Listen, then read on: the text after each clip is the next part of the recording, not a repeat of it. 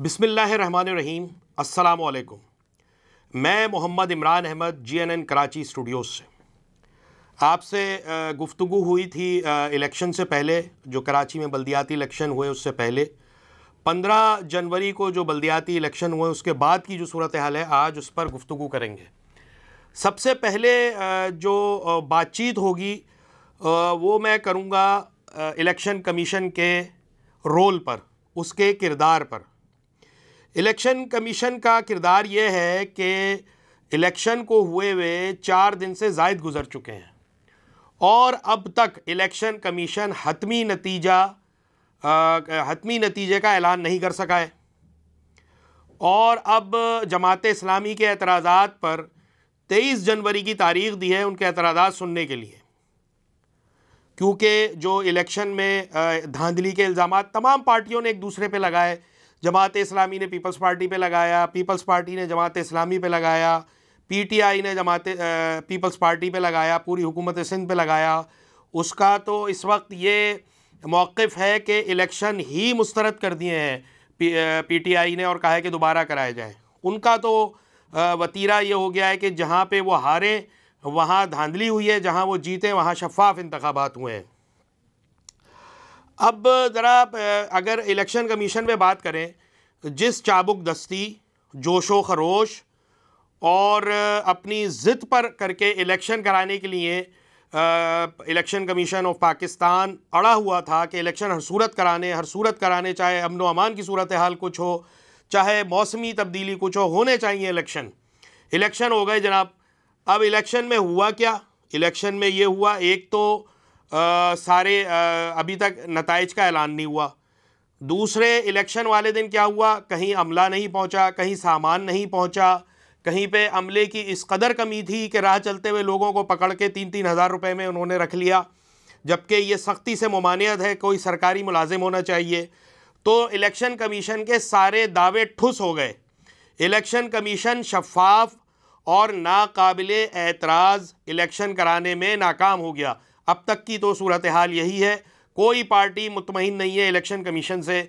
तो election commission पर सवालात उठ रहे हैं, इलेक्शन कमीशन के जो करता धरता हैं उनके ऊपर सवालात उठ रहे हैं। वीडियोज़ आई कितनी के ठप्पे लग रहे हैं, कोई तीर पे लगा रहा था, कोई बल्ले पे लगा रहा था, कोई तराजू पे लगा रहा था। ये हो गई जो कुछ गुल खिलाए हैं इलेक्शन कमीशन ने, उस पर गुफ्तगू। अब पार्टी पोजीशन ये है इंतखाबात के बाद जो आई है, तो उसमें पीपल्स पार्टी लीड कर रही है 94 UCs में कामयाबी के साथ। जमात इस्लामी कर रही है 86 UCs के साथ, जबकि PTI तीसरे नंबर पर है 40 नशिस्तों के साथ।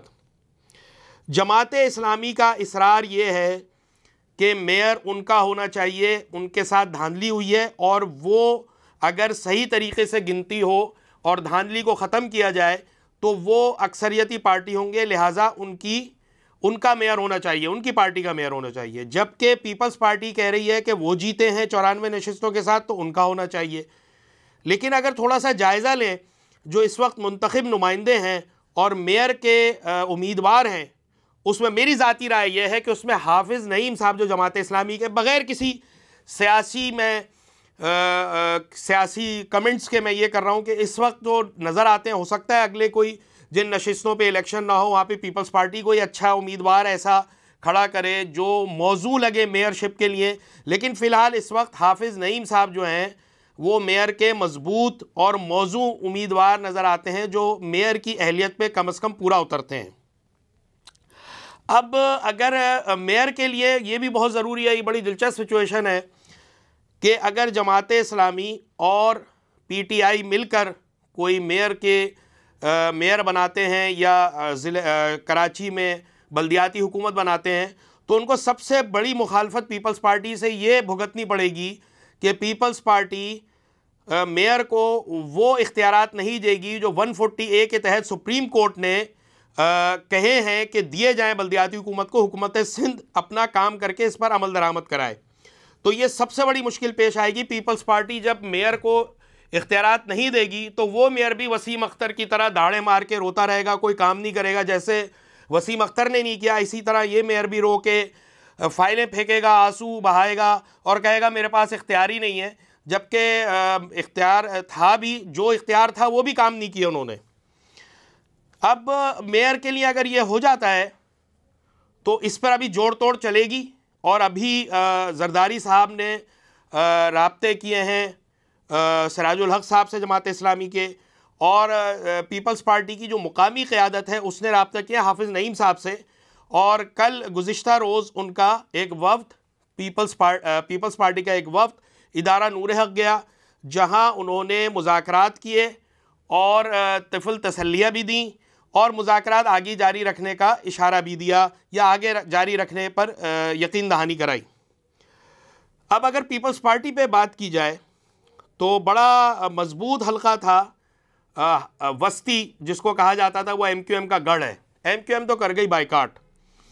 पीपल्स पार्टी ने उस जो धचका लगा इस इंतखाबात में ज़िला वस्ती में, वो पीपल्स पार्टी को बड़ा ज़बरदस्त झटका लगा है, जहां जमात इस्लामी ने पीपल्स पार्टी पर बिल्कुल झाड़ू फेर दिया और सफाया कर दिया उनका। यहाँ पे पीपल्स पार्टी ने जरदारी साहब के दोस्त डॉक्टर आसिम को ज़िला वस्ती फतह करने तो उतार दिया। और डॉक्टर आसिम ने एक प्रेस कॉन्फ्रेंस में कहा कि 15 अरब रुपए ज़िला वस्ती में लगाए गए मुख्तलिफ मनसूबे में। ज़िला वस्ती में रहने वाले बखूबी अंदाज़ा लगा सकते हैं कि ज़िला वस्ती में 15 अरब रुपए लगे या 15 रुपए भी नहीं लगे। उनको बखूबी अंदाज़ा है कि वहाँ जो काम हुआ है, ज़िला वस्ती का जो कबाड़ा हुआ है, बेड़ा गर्क हुआ है, सत्यानाश हुआ है, वो किसी से ढका छुपा नहीं है। वो एक प्रेस कॉन्फ्रेंस करके कि जी 15 अरब रुपए लगे हैं, इस चीज़ को ज़ाइल नहीं किया जा सकता, इस तासुर को कि वहाँ पे काम हुआ है। वहाँ पे काम नहीं हुआ है, वहाँ पे तबाहकारी फैली है। वहाँ की पूरी ब्यूरोक्रेसी ज़िला वस्ती के हाथ बांधे खड़ी है डॉक्टर आसिम हुसैन के सामने। लेकिन यहाँ पे 45 में से 40 यूसीज जीत कर जमात इस्लामी ने उनका सफाया कर दिया है। अगर अब एमक्यूएम के बाइकाट की बात करें थोड़ी सी, तो जहाँ बाइकाट ने एमक्यूएम की इज्जत बचा ली रही सही, वहाँ पीपल्स पार्टी को नुकसान पहुँचाया। पीपल्स पार्टी का सबसे ज़्यादा इसरार ये था, बिलावल भुट्टो ने अपने एक बयान में, टीवी बयान में अपील भी की थी एमक्यूएम से कि वो इलेक्शन में हिस्सा ले। उनको जिस चीज़ का ख़तरा था वही हुई। इलेक्शन लड़ने की सूरत में एमक्यूएम जो है वो जमात इस्लामी और पीटीआई के वोट काटती, अगरचे हार जाती बहुत बुरी तरीके से, जो उनकी तैयारी थी और जो उनके कारनामे गुज़िश्ता बल्दियाती हुकूमत में रहे। लेकिन एमक्यूएम ने बाइकाट करके ना सिर्फ अपनी इज्जत बचाई, बल्कि पीपल्स पार्टी को नुकसान ये पहुंचा कि जो वोट एमक्यूएम को काटने थे वो नहीं कट सके, जमात इस्लामी और पीटीआई ने वोट लिए। तो ये पीपल्स पार्टी के लिए बड़ा टफ टाइम था और वो इतनी नशिस्तें नहीं दी सके कि वो अक्सरियती जमात करार देते। अब देखें क्या होता है। एक दूसरे के ख़िलाफ़ बयानात दे रहे थे, बड़े तुंदो तेज़ आज तक बयानात दिए हैं जमात इस्लामी और पीपल्स पार्टी ने। अब ये जो मुज़ाकरात हो रहे हैं, ये पहला बाज़ाब्ता एक ताल्लुक़ है, एक बाज़ाब्ता राब्ता है पीपल्स पार्टी से और जमात इस्लामी का। लेकिन जमात इस्लामी मुसर है, जमात इस्लामी मुसर है कि वो मेयरशिप से पीछे नहीं हटेगी। उसकी एक वजह यह है कि आने वाले जनरल इलेक्शंस में जमात इस्लामी का ये मकसद है सबसे ज़्यादा कि जो कुछ काम कर सकते हैं वो करें कराची में बल्दियाती हवाले से, ताकि अगले जनरल इलेक्शन में वो एमक्यूएम को टफ़ टाइम दे सकें। अभी एमक्यूएम के इम्तिहान अभी ख़त्म नहीं हुए हैं, अभी उन्होंने ये बल्दियाती इलेक्शन से जान छुड़ाई है। अब वो जो पीटीआई के जो एमएनएस के इस्तीफ़े मंजूर हुए हैं, उसके नतीजे में जो नशिस्तें खाली हुई हैं, उस पर एमक्यूएम का भी इम्तिहान है। अगर एमक्यूएम ने इसमें से एक नशिस्त भी हार गई तो वो अब जनरल इलेक्शन में अपनी तैयारी रखे बिस्तर गोल करने की। अभी जो कुछ इज़्ज़त बची हुई है उसके लिए ज़रूरी है कि अगर ज़िमनी इंतखाबात होते हैं और एमक्यूएम वो नशिस्तें, कोई भी नशिस्तें जो कह रहे थे जी पीटीआई ने चोरी कर ली, अब तो किसी किस्म की मुदाखलत नहीं है ना, मानते हैं या नहीं मानते ये एमक्यूएम को ज़्यादा पता है।